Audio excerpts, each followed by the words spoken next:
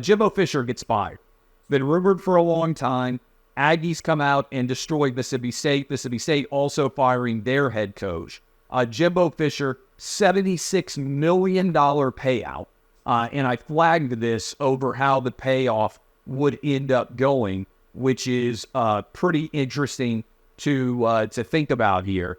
And Jimbo Fisher gets $19.4 million within 60 days.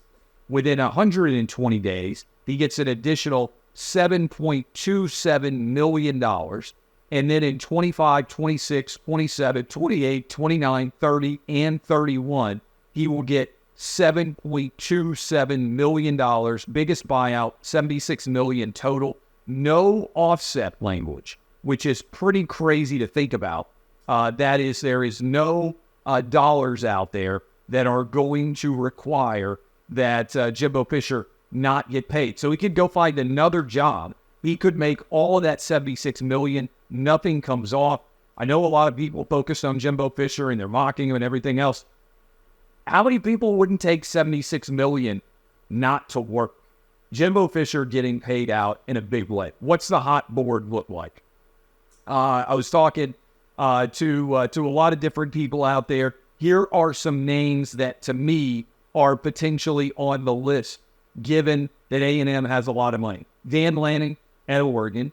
We've seen the last two Oregon coaches leave for other jobs. Mike Elko, who I would probably say is the favorite head coach at Duke, former defensive coordinator. Kalen DeBoer, would he be willing to leave Washington? Lance Leipold at Kansas would make a lot of sense too. Jed Fish, some talk in Arizona, got in Arizona turned around. Jeff Traylor at UTSA. Everybody always mentions Urban Meyer. And then I think you could throw out maybe Dan Campbell, who is the Lions head coach, but he's having a lot of success. People will remember him as a longtime Aggie, former Aggie player. Those would be some of the names that are out there. I would add another guy that to me deserves a really good look, and that is Chadwell at Liberty. All the guy does is win. I think he's 40-5 in his last 45 games at Coastal Carolina. I think Mississippi State should take a look at Jamie Chadwell. To me, definitely worth considering. Has won at a high level at Coastal Carolina. Undefeated right now this year at Liberty. I don't know why somebody like Mississippi State wouldn't consider him. Here's a wild one for Mississippi State. Would they go back to Dan Mullen? I don't know what the response would be, but over time, Dan Mullen has won at a higher level than anybody else could at Starkville. Now, maybe there's still some raw feelings over his decision to leave and go to Florida. But remember, Dan Mullen recruited Dak Prescott. He had Mississippi State number 1 overall in the college football playoff rankings. He's won at a very high level. I don't know that he would make that move, but I think it's a conversation that you should certainly have. A lot of talk about who's going to be the next coach of the Texas A&M Aggies. Even a little bit of discussion right now. Did you see Dabo Swinney? That would be interesting, right? That would suggest to me that they're going to break the bank if they were going to get Dabo to leave Clemson and go to Texas A&M. I don't think that's very likely, but if you are of the opinion that Clemson has begun to take for granted what you do, I can understand the appeal only in the context that whatever you do, I think it's more fun to build than it is to maintain. In other words, and a lot of you out there, I understand, you have small businesses, you've got businesses that you've worked for. It's more fun to take something that didn't exist or something that wasn't very good and build it into something good than it is to try to maintain that standard of excellence. In other words, if you're a coach, you take over a program that's 3-9. Sometimes it's a lot more fun to take 3-9 and turn it into 9-3 than it is to consistently win 9 or 10 games, because the expectation becomes among your fan base that you're always going to win, that you're always going to contend for a national title. And that's what Dabo Swinney has created in right now Clemson. But if you went out and you won 9 or 10 games for the next 4 or 5 years every year at Texas A&M, Aggie fans will be ecstatic because that excellence they have not been able to maintain. So they just fired Jimbo Fisher. I can see why Dabo would like to flirt with Clemson because he probably feels a little bit unsupported and because he thinks, you know what, in the grand scheme of things, I could do this all over again and maybe it would be easier to do in the SEC. Maybe he's looking around right now and he sees that the ACC is getting a little bit left behind in terms of the amount of money that they could potentially make. And so maybe he's thinking, hey, now is the time to move on.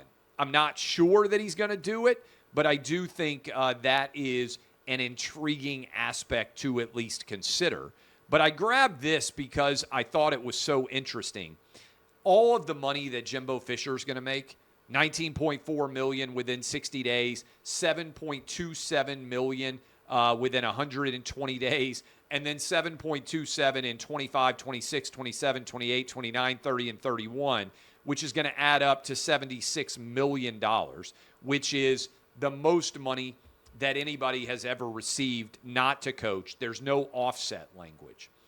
What's interesting about this to me is I wonder whether it's going to lead to a reevaluation of what contracts look like in college football. Because what often happens is top college football coaches have almost no buyout.